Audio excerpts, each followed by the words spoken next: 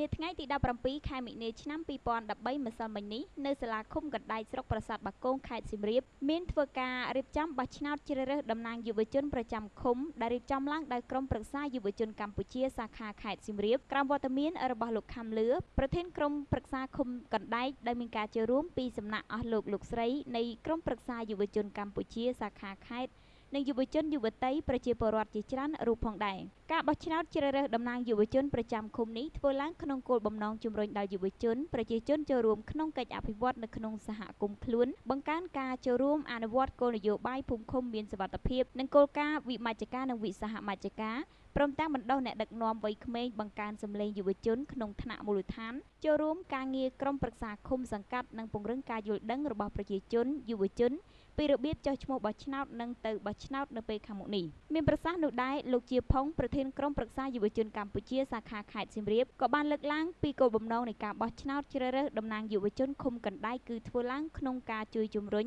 និងលើកទឹកចិត្តដល់យុវជនឲ្យចូលរួមចំណាយជាមួយនឹងក្រុមប្រឹក្សាឃុំសង្កាត់ដើម្បីជួយផ្សព្វផ្សាយលើកកម្ពស់ការយល់ដឹងនិងផ្ដល់ព័ត៌មានជូនប្រជាពលរដ្ឋយុវជនឲ្យទៅចុះឈ្មោះបោះឆ្នោតនិងពិនិត្យបញ្ជីឈ្មោះបោះឆ្នោតនិងលើកទឹកចិត្តយុវជនដែលមានអាយុគ្រប់ឲ្យមានឆន្ទៈក្នុងការបំពេញកាតព្វកិច្ចជាពលរដ្ឋល្អនៅក្នុងប្រទេសលោកជាផុងក៏បានបន្តទៀតថាដោយមើលឃើញពីសារៈសំខាន់ទាំងនេះហើយយុវជនត្រូវចូលរួមជាមួយនឹងអាជ្ញាធរមូលដ្ឋាននៅក្នុងការអភិវឌ្ឍនិងដោះស្រាយនៅរាល់បញ្ហានៅក្នុងសហគមន៍និងគាំទ្រនៅយុទ្ធសាស្ត្រចតុកោណរបស់រាជរដ្ឋាភិបាលដែលមានសម្ដេចតេជោហ៊ុនសែនជានាយករដ្ឋមន្ត្រី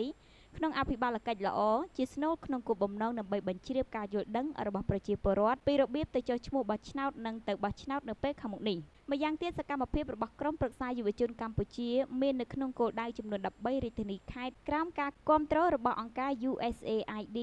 IRI និងមជ្ឈមណ្ឌលព័ត៌មានវិទ្យាបាក់ទូកនិងជំនាញបច្ចេកវិទ្យាដែលបានផ្ដល់អាហារូបករណ៍ដល់បេក្ខជនទទួលជ័យលាភីឆ្លងទៅតាមការបង្ហាញពីនីតិវិធីនៃការបោះឆ្នោតជូនដល់សមាជិកដែលបានចូលរួមព្រមទាំងបានធ្វើការបង្ហាញបេក្ខជនឈរឈ្មោះចំនួន3រូបតំណាងយុវជនឃុំនឹងការប្រកាសនៅលក្ខន្តិកៈប័ណ្ណបញ្ជាផ្ទៃក្នុងនៃការបោះឆ្នោតរបស់គណៈកម្មការរៀបចំការបោះឆ្នោតនិងការដំណើរការបោះឆ្នោតដែលបានប្រព្រឹត្តទៅដោយភាពរលូនរួចមកលទ្ធផលត្រូវទទួលបានទៅលើបេក្ខនារីសឿមស្រីនុចជាតំណាងយុវជនប្រចាំឃុំកណ្ដែកស្រុកប្រាសាទបាគងខេត្តសៀមរាបមានប្រសាសន៍នោះដែរលោកខំលឿក៏បានវាយតម្លៃខ្ពស់នៅរាល់សកម្មភាពរបស់ក្រុមប្រឹក្សាយុវជនកម្ពុជាដែលបានធ្វើការជ្រើសរើសតំណាងយុវជនប្រចាំឃុំកណ្ដែកហើយបានជ្រើសរើសយុវជនមួយរូបដ៏ឆ្នើមប្រចាំឃុំដែលជួយដល់ការងារឃុំដែលតាក់ទងក្នុងការអភិវឌ្ឍសហគមន៍និងដើម្បីពិភាក្សាស្វែងរកកិច្ចសហការរវាងក្រុមប្រឹក្សាយុវជនកម្ពុជានិងអាជ្ញាធរមូលដ្ឋាន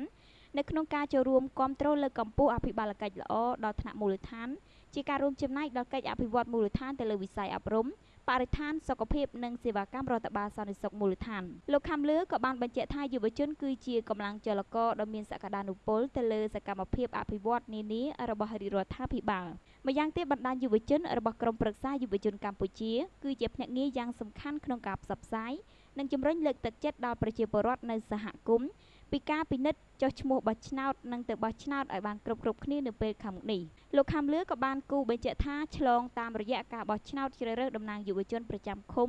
បានប្រព្រឹត្តទៅប្រកបដោយភាពសុក្រិតយុត្តិធម៌ត្រឹមត្រូវមិនលំអៀងក្នុងការលើកកម្ពស់អភិបាលកិច្ចល្អដែលកើតឡើងដោយការចូលរួមពីគ្រប់ស្ថាប័នពាក់ព័ន្ធនៅក្នុងការជំរុញនៅការបង្កើតភាពជាដៃគូយ៉ាងសំខាន់នៅក្នុងកិច្ចអភិវឌ្ឍសង្គមជាតិទាំងមូលឲ្យដំណើរការនៃការកសាងអភិវឌ្ឍប្រទេសប្រកបដោយភាពរលូនមាននិរន្តរភាពនៅគ្រប់សកម្មភាពរបស់យុវជនក្រុមប្រឹក្សាយុវជនកម្ពុជាព្រមទាំងមានសង្ឃឹមផងដែរថានេះគឺជាការផ្ដល់នូវឱកាសដល់យុវជនក៏ដូចជាក្រុមប្រឹក្សាយុវជនកម្ពុជាអាជ្ញាធរមូលដ្ឋានធ្វើការផ្លាស់ប្ដូរនៅបទពិសោធន៍ស្វែងយល់អំពីសារៈសំខាន់នៃការចូលរួមរបស់យុវជននៅក្នុងគោលបំណងការអនុវត្តសកម្មភាពរបស់ក្រុមប្រឹក្សាយុវជនកម្ពុជា